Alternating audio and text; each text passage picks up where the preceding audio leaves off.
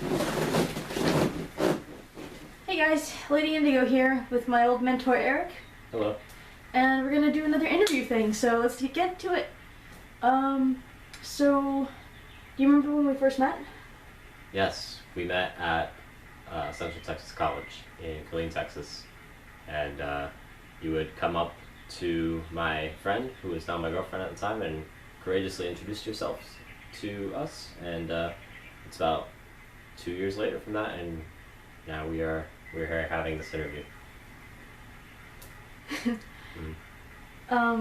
So we started talking in the campus center one day, started talking about music or whatever, and then somehow we got into the topic of metaphysical shops and how I was looking for one and how he said that there was one in town that I had no idea existed.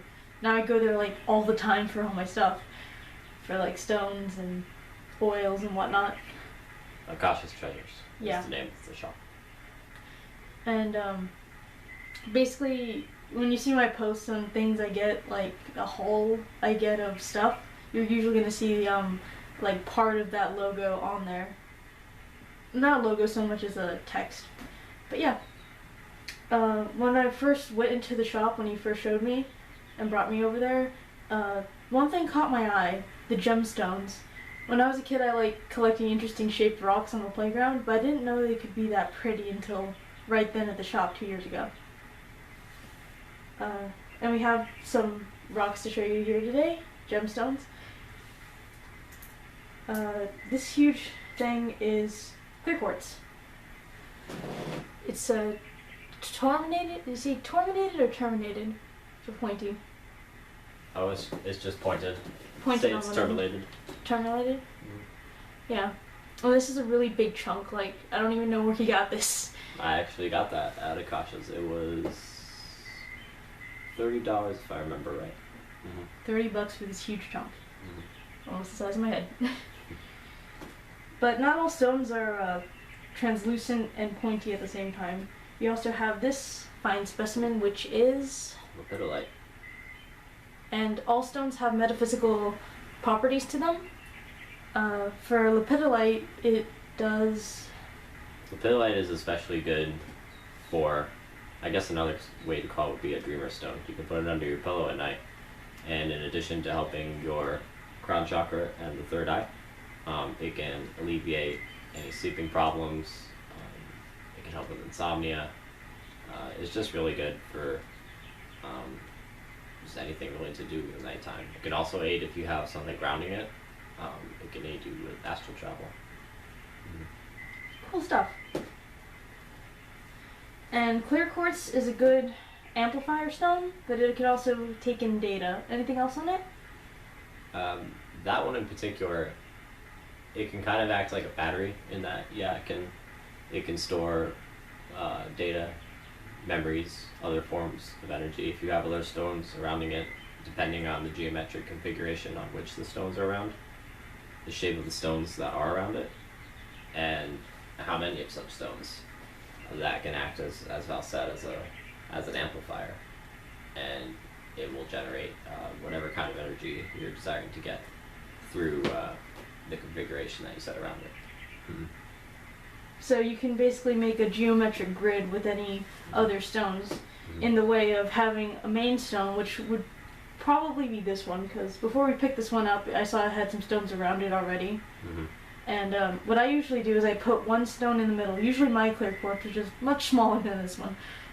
And then what I do is I take the other stones and put it over, and then start making a grid with the middle point being the clear quartz. And then go from clear quartz to first stone, clear quartz to first stone with the second stone, and put the second stone, and go so on until it makes a shape. If you really want to amplify the energies, you can have the point facing up, or depending on what you're trying to do, you can either face it outward with the other stones pointing toward the quartz, like in a cone style shape, so all that energy is directed into one beam. Or you can have it centered outward in like a pyramid style shape, like this, with the with the point of this quartz facing upwards and everything else on a flat surface being like in a triangle shape, with that being the head of the pyramid. And that generates some really potent energy as well. You can basically use different stones together in tandem to do like really big things, like to dispel negative energy depending on the stones in the formation. Mostly it's on the stones, and formation's up to you, but formation plays a big key part into it too, doesn't it? And especially something with that too, you bring up a good point. In addition to dispelling bad energies and, for example, cleansing a room, you can, I'm reluctant to use the term operate, but you can do a spiritual operation on somebody using that as a grounding stone. And if you have some sort of really potent higher chakra stone, such as lepidolite, pedalite, moldavite, enjoi, celestite, if you have one of those in tandem, then it'll be a really valuable stone to be used in conjunction with that one. If you use just higher chakra stones, focus only on that because you want to have these cool astral trips and see all these wacky things, you'll either get stuck with that, or you'll have these things but you won't retain them. You won't understand the value behind them. So when we're going into stones, there's one important thing that people tend to overlook because they want to go straight into the cool higher stuff. You got to ground yourself so you don't like Truth. Go off into space forever. To put it lightly, you need to be grounded, not just with your root chakra, but you also have other chakras in your feet that you can use to ground yourself and connect yourself to the earth better. If you're strong with your earth chakras, but you're finding you have weaknesses, or not weaknesses, but you want to improve on your higher chakras, like from the throat up, or the third eye up, then you can as long as you stay grounded and everything else is in balance, you can start going into that. I usually, I have this pendulum that I use. It's made out of green aventurine stone, and I think that's a heart chakra stone. And I usually use this to check people's chakras at school. Depending on energy flow and stuff like that. And I'll go into pendulums a little later, but I find that when people have strong cores, their lower chakras, root to the ego, which is the solar plexus. Solar plexus. Thank you. When they have those first three really strong, some of the higher ones can be a little more in need of some balancing. But if some people have higher chakras, like throat, heart up, but one of their chakras below the first three, they would be a little unbalanced. I would suggest do this meditation, ground with this. You might want to get this stone, or you might want to have less of that, and then actual healing their emotional body and all that. You want to be balanced in all chakras, but if it's not a hard thing, but not a difficult thing either. What's the word I'm looking for? If you're having an imbalance in any of your chakras, it's going to affect the rest of your being and how those chakras affect each other, the efficiency of them. And you can usually tell the function of the chakras based on the area that it's in. For example, you have your throat chakra. If you have a well-functioning throat chakra, because it's your throat, it's where your voice comes from, it's where your intentions are voiced to the world. A good one, you're going to be speaking a lot of truth, not just through your words, but also through your actions and the things that you manifest on the physical. And one that's off balance, you're going to be telling lies, obviously, because that's the opposite of truth. But in association with it also being the throat, if you have an off-balance throat chakra, it can also affect you physically, such as through your lymph nodes, voice ailments, sore throat, sore throat, even strep. If the energy isn't flowing right through your body, where the energy blockage is likely where you're going to have some sort of health problem. depending on how blocked it is too. Like right now, my throat's a little sore, but that could be because like what I'm doing physically or what I'm doing emotionally. That is true. That is a good point I should have brought up. That everything balances out. If you're worried about having a slightly blocked heart chakra, for example, you still need to take into account physical things that are going on in your life. If you have a slightly blocked heart chakra, but everything else is cool, you don't have to be panicking all day about, I'm gonna have a heart attack or a stroke really soon. It's still the physical world that you have to worry about. You have to be in the world, but not of it. Yeah, like I was trying to think of something, but then it just left my mind. That's okay. That's fine. So stones is what really got me into what my path is now, and Eric was a big part of that. And we even did this hike, which was really intense because I almost fell off this really steep, not even cliff, it was like a hill, but it was really steep. Mm-hmm. And I'm just like hanging by a tree branch, like help. And then he's like, oh crap. Then he helped me up. Mm-hmm. And I'm still alive, so hey guys, what's up? It was a memorable experience.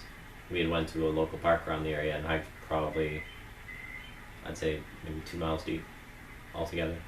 And we were barefoot the whole time in order to totally reconnect as much as we could to the earth. Oh, the barefoot. Yeah, and part of it did suck because, when you're wearing shoes and not around it all the time, and you're, walking on rocks and such, it can hurt a little bit. But if you can get past that pain, it really is a lot better. And after a while, your pain just becomes part of you, and you're like one with the pain. Yeah, you have to embrace it, And we were doing breathing exercises along the way, and when we got to the top of this hill, we had done many rituals involving the placement of crystals. We brought a lot of sacred texts with us, such as the emerald tablets and the Kabbalah. We had did circular breathing up on top of the hill, a lot of incantations, and it was just a really memorable ceremony, and I think it helped out a lot. It helped me a lot. Mhm. After that, things kind of got a little crazy for me. I had a psychic attack, but he warned me that would happen.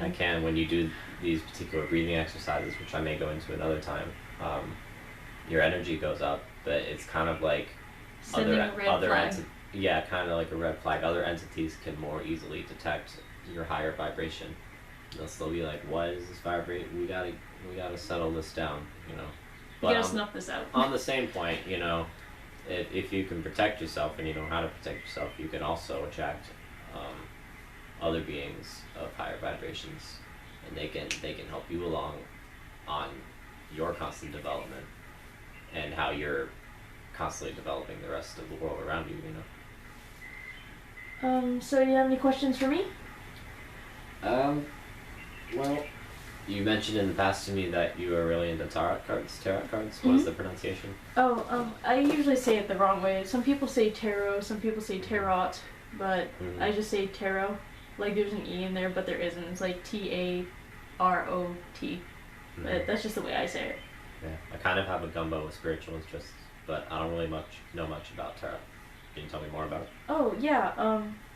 So you have different suits, like with a deck of cards, and with each suit they have a different meaning. Like there's associations with elements, but it depends on what tradition or what manufacturer you have for the cards, or what book you pick up, because they're all different because they're all from different traditions. The main thing that I found when I was researching tarot is that there's no really set origin, and if there is, there's like many of them all at once, and they kind of came together and made the tarot what it is today. So you have, let's start from the suits. You have the major arcana, which consists of 22 cards, including 0, which is the Fool. Now these cards are like indicator cards of like big things that's going on, or stuff that's like events. It could be either events or people, or just like situations. Basically with each spread, which is the what word? I'm trying to figure out the word for this. Sorry, guys.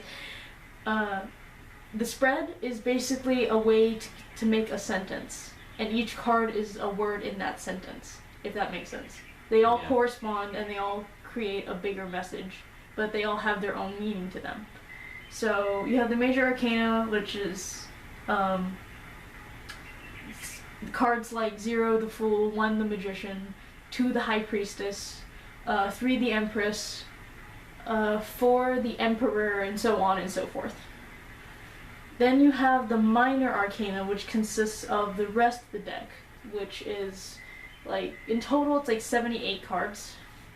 So it's a lot to remember. I have one deck that's only major arcana, which really helps out. The minor arcana consists of these 4 suits: wands, swords, cups, and pentacles, usually, in most cards. Now, each deck, depending on the manufacturer, will call them different things. And then in each of these 4 suits you have, it's kind of like their own deck of cards. You have one, which is not called one, but it's called the ace of whatever suit. So like the ace of pentacles, the ace of wands, the ace of swords, and cups. And each of these suits have a different meaning. Like cups is like water, and water deals with emotions. And then depending on your suit, it's either wands or swords means fire or air. They're interchangeable depending on the manufacturer. The elemental energies and how they affect us. Mm-hmm. It kind of sounds to me like whatever setup you have and whatever cards you have, it's like an interaction of perceptions between who is doing the reading on you and how you see the cards. It's a really interesting game being played. Mm-hmm. Some people don't like tarot because they think it's kind of like a Ouija board, how you're talking to people on the other side. And I don't know how true that is, but all I know is, from my experiences with tarot, it's like having energy from a higher place coming in and basically saying, oh yeah, you have a question about this? Well, here's what we can tell you right now. Stuff that you already know and stuff you don't know right now. So you have that going on. And sorry about my blinking, guys. I'll explain in the comments what's going on with that. So from my experience, it's like having a higher being saying, communicating with you through not a telephone but the cards, if that makes sense. So that's what's going on with that.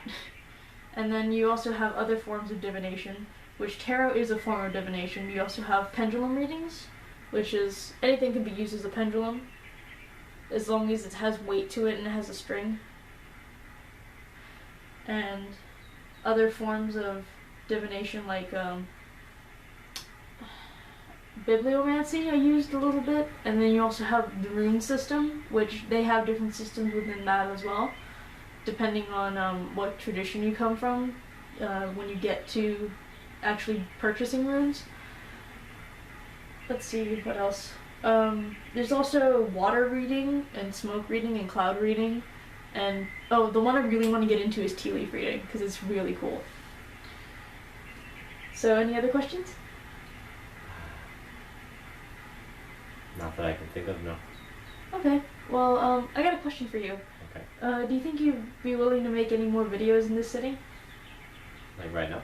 Yeah, like we'll edit it, like have this a separate video, and then make another video. Oh, okay. I have to check the status of my upcoming call, but yes, if it's okay.